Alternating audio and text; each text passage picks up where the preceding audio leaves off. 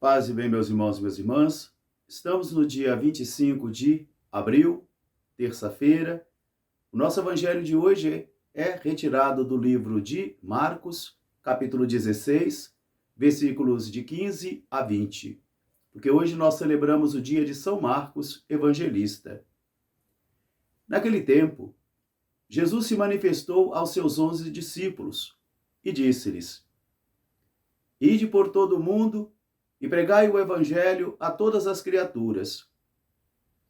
Aqueles que crerem e forem batizados serão salvos, mas aqueles que não crerem serão condenados.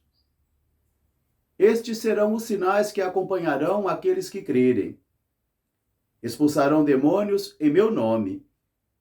Falarão novas línguas. Se tomarem algum veneno mortal, não lhes fará mal algum. Se tocarem em serpentes mortais, também não lhes fará mal algum. Quando impuserem as mãos sobre os doentes, eles ficarão curados. Após ter dito estas coisas aos discípulos, o Senhor Jesus foi levado aos céus e está sentado à direita do Pai.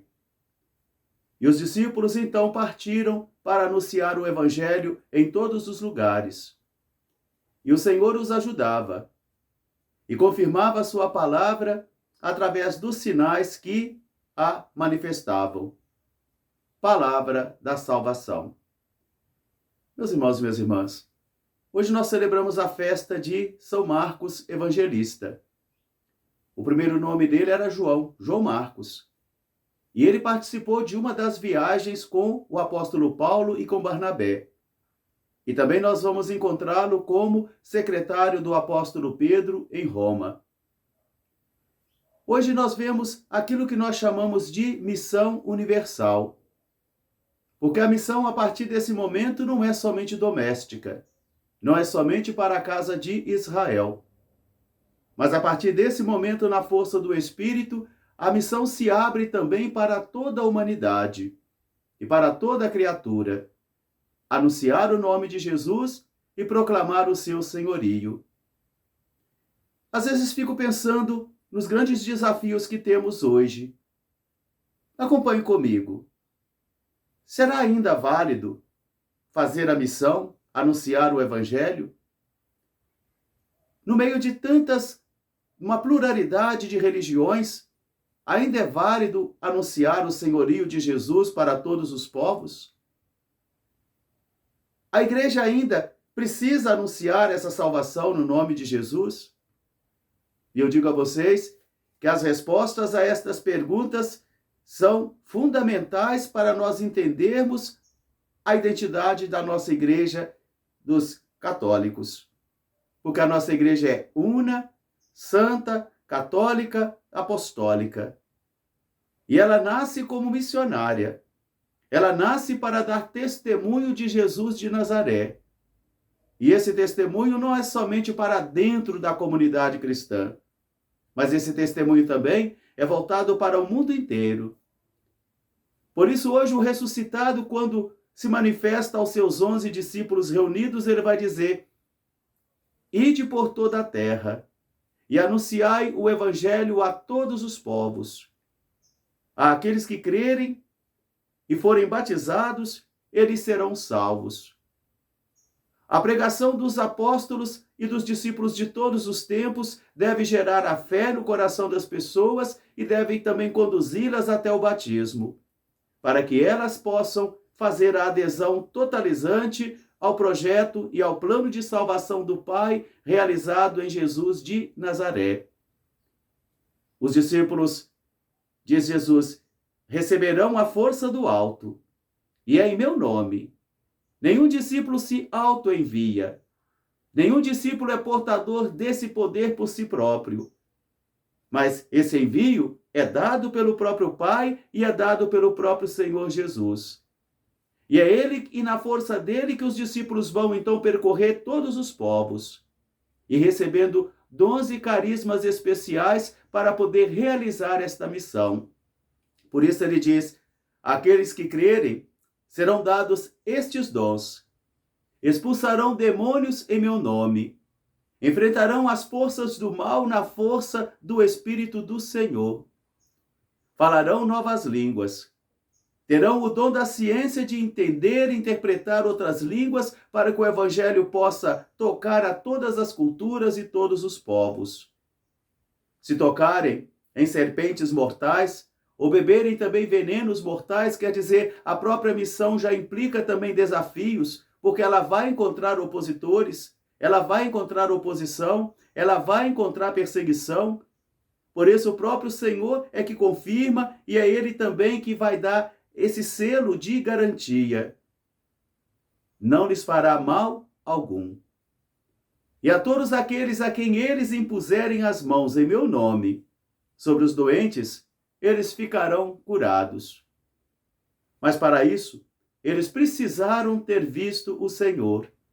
Eles precisaram ter encontrado o Senhor. E como aqueles discípulos de Emaús que disseram, mas quando ele nos falava, os nossos corações não ardiam, é preciso que ainda hoje o coração do discípulo e da discípula esteja ardendo de amor e de paixão por Jesus, e uma paixão tão avassaladora e tão arrebatadora, que seja capaz de curar cada discípulo da preguiça, da indiferença, da acomodação e das suas violências interiores. O discípulo também precisa passar por esse processo de cura, mas para isso ele precisa encontrar-se com Jesus de Nazaré. Ele precisa ouvir o seu ensinamento, ouvir a sua palavra, sentir seu coração arder para que possa mover os seus pés. Porque quando o coração não arde, cada um de nós fica então envolto em preguiça, em acomodação, e celebrar só os ritos não evangeliza. Os ritos irão evangelizar se eles estiverem acompanhados de testemunho de vida e de uma pregação cheia de unção do Espírito do Senhor. Mas o rito pelo rito será incapaz de evangelizar. Por isso Jesus vai dizer, ide por todo o mundo, anunciai o Evangelho a todos os povos, e eu estarei com vocês. Aqui está a nossa alegria, aqui está a nossa confiança, aqui está a nossa força, aqui está o nosso poder. É que Jesus está no meio de nós. E diz o texto, ele ia ajudando os seus discípulos, confirmando a palavra com os sinais que eles também realizavam. Meus irmãos e minhas irmãs, a urgência do Evangelho continuará sempre, porque a cada criança que chorar neste mundo, nós iremos falar daquilo que conquistou o nosso coração. Nós iremos falar daquele que é o sentido da nossa vida.